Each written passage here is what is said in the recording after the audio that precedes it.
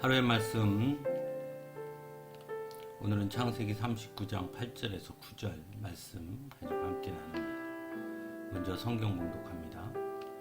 그러나 요셉은 거절하면서 주인의 아내에게 말하였다. 주인께서는 모든 것을 나에게 맡겨 관리하게 하시고는 집안일에는 아무 간섭도 하지 않으십니다. 주인께서는 가지신 모든 것을 나에게 맡기셨으므로 이 집안에서는 나의 위에는 아무도 없습니다.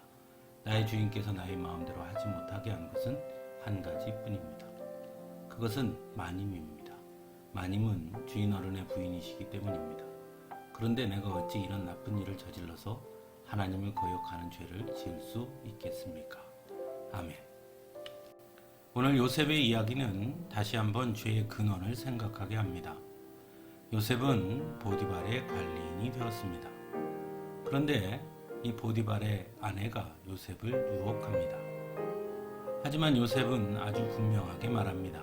요셉이 주인의 아내에게 한 말은 경계를 분명히 하는 말이었습니다. 즉 자신이 할 수 있는 것과 하지 말아야 할 것, 자신의 영역과 주인의 영역을 분명하게 한 것입니다. 요셉은 말합니다.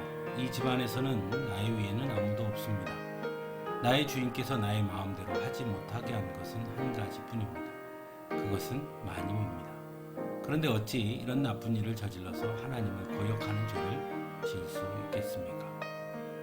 요셉의 이야기는 선악과의 이야기와 그 본질이 같음을 봅니다. 하나님은 인간을 창조하시고 에덴 동산을 다스리게 했습니다.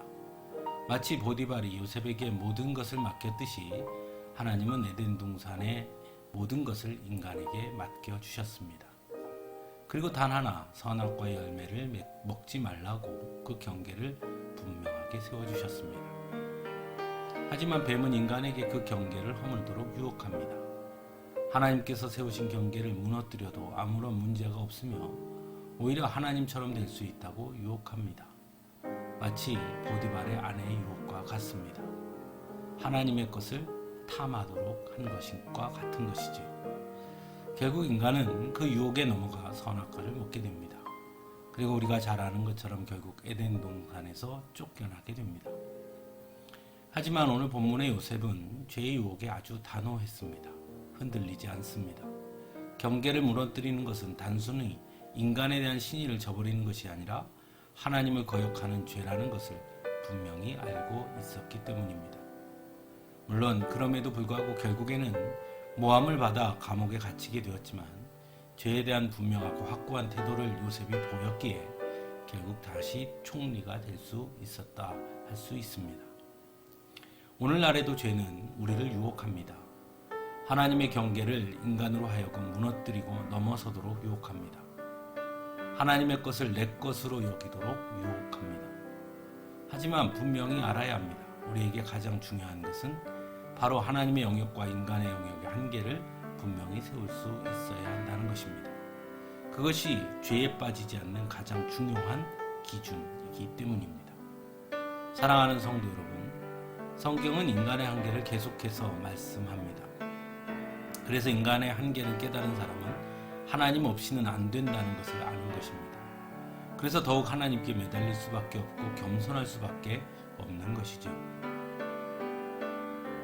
하지만 오늘날 세상은 인간의 능력의 무한한 가능성을 이야기하면서 인간의 기술과 과학의 발전이라는 것을 내세웁니다. 또한 돈으로, 힘으로, 권력으로 모든 것을 할 수 있는 것처럼 말하기도 합니다. 그래서 마치 하나님 없이 인간의 힘으로를 내세우는 것과 같습니다. 물론 많은 부분 인간이 할 수 있는 것이 있고 또한 점차 발전할 수도 있을 것입니다. 하지만 그럼에도 불구하고 하나님 없이는 안 된다는 것은 분명한 것입니다.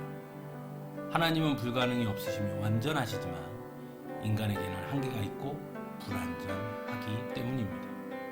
그래서 우리는 오늘도 하나님 앞에 겸손히 언제나 엎드려야 하는 것입니다. 함께 기도하겠습니다.